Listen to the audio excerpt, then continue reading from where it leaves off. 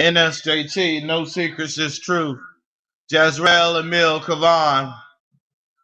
We must begin to lead now. Now that we see across the world so much chaos, so much crisis, famines everywhere, we must begin to lead in our own lives, in our friends' lives, in our family lives, in the community that we belong to. We must aspire to be one of the great voices of the 21st century. We must inspire ourselves when there is no one else around, because we have that gift to dig deep inside and bring out the light that shines so brightly like a lighthouse for all those who are lost. I say to you that you belong to something greater, something more powerful than you have ever known in your life. God, we belong to greatness. It is in our DNA. It is in our blood. It is in our structure. It is in our very bones. We have to remember that everything that we do counts. Everything that we say counts. When the disciples asked Jesus, what will defile us? What food shall we not eat? Jesus said unto him, it is not about what you eat. It's about what comes out of your mouth that defiles you. So we have to continue to remember that we belong to greatness, that we are the power that shapes each and every day that comes with our lives. We must be thankful for the fact that God has chosen to breathe life into us today. And we must move forward with passion and conviction to change all the things that we need to have changed in our lives, and the lives that come to us. We are both a question and an answer. We have questions for those who say they have answers. We have answers for those who say they have questions. We have power in our veins. Every time our pulse beats, it beats louder the song of freedom. We can climb the highest mountain and sing freedom from every mountain. It is time for us not to turn away anyone. It is time for us not to look down on anyone, because we could be them in the next moment. We could be them in the next second. Everything could be gone in a matter of minutes. We need to be thankful for what we have. We need to be thankful for our health. We need to be thankful for the voice that we use to speak out with. Thankful for the legs that we use to walk along this journey. Thankful for the hands that we have to hold the burden of our lives. But we got to begin to tell our story. We can't just be ones who listen, but we must begin to speak. Speak about the pain and the anguish that we have felt in our lives. See, that is the inspiration I'm talking about. Not just coming up with words to make someone feel better about their situation, but telling them the truth, telling them the unvarnished truth, letting them know that this life is a difficult life. I know it hurts to hear that no one cares, but it is the truth. Everyone is out for themselves sometimes. Darwin's theory, survival of the fittest, may not be the truth, but it is what we believe in this world. And I say unto you, then we must change that, because the strong are meant to hold the weak. The blind are meant to be led by those who see, and the deaf, they rely upon their sight and everything else to lead them to a place of comfort. We must be there with the sick to comfort them and the dying. We must comfort the widows and the widowers.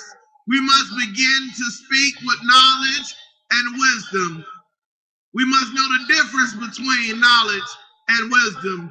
Knowledge is something that is repeated over and over again until you retain it.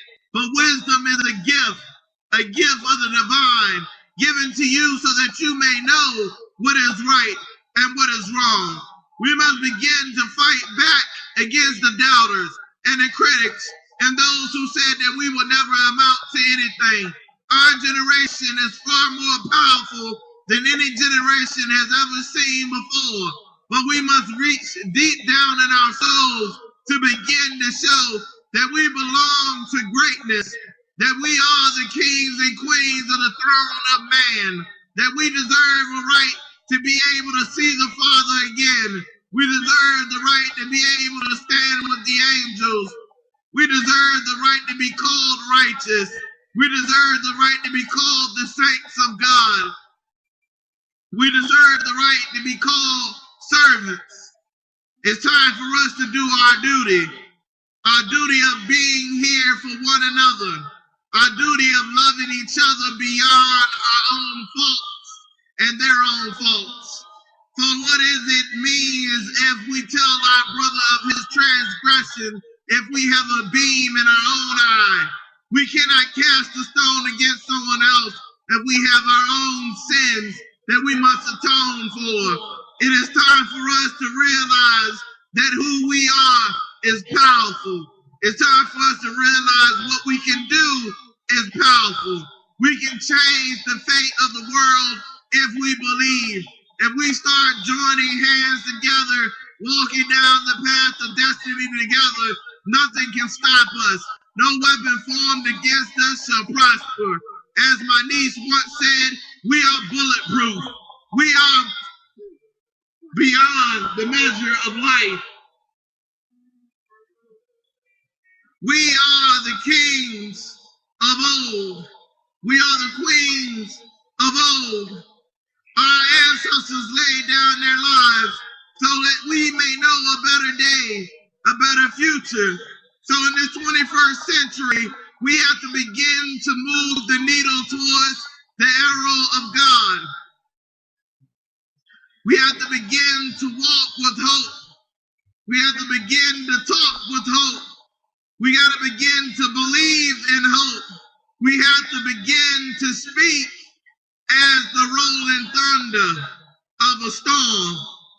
We have to begin to realize cloud 9 is just the beginning. Heaven is way beyond cloud 9. We have to begin to realize that love is important. Love is a birthright and not a gift of the popular. We have to begin to circle the message around who we are. We must look in the mirror and say that we are greater than our ancestors. We are greater than our forefathers. But we have little to complain about when it comes to our lives. Because there are people who are living in this world that are sleeping on the streets, sleeping in their cars, wondering where their next meal is going to come from, wondering where the next dollar is going to come from, wondering if somebody's going to save their life. We have children being abused. We have children being homeless. We have children being raped and molested. It is time for us to begin to start putting an end to all these things. It's not enough for us to watch the news and shake our heads and say, oh, how sad it is. It is a cause of how we chose to live in this life. Ecclesiastes says there's nothing new done underneath the sun that has not been done before. So the tragedies that we are seeing in our lives have been done hundreds and hundreds of times, over and over again. And it has been few who have stood up to protect those who need protection. So I say to you, when next time somebody tell you that it's not your business, we belong to the greatness. We belong to something greater. We have a voice to use. We have something to say. Enough with the pain and the anguish. Enough with the denial and the lies. Enough with the truth that you think suits you at the time. It is time for us to unleash the weapon that God has given us, and that is our mighty voices, all as one, speaking out against the atrocities of this earth, speaking out against the pain and the anguish of this earth. Let's start healing.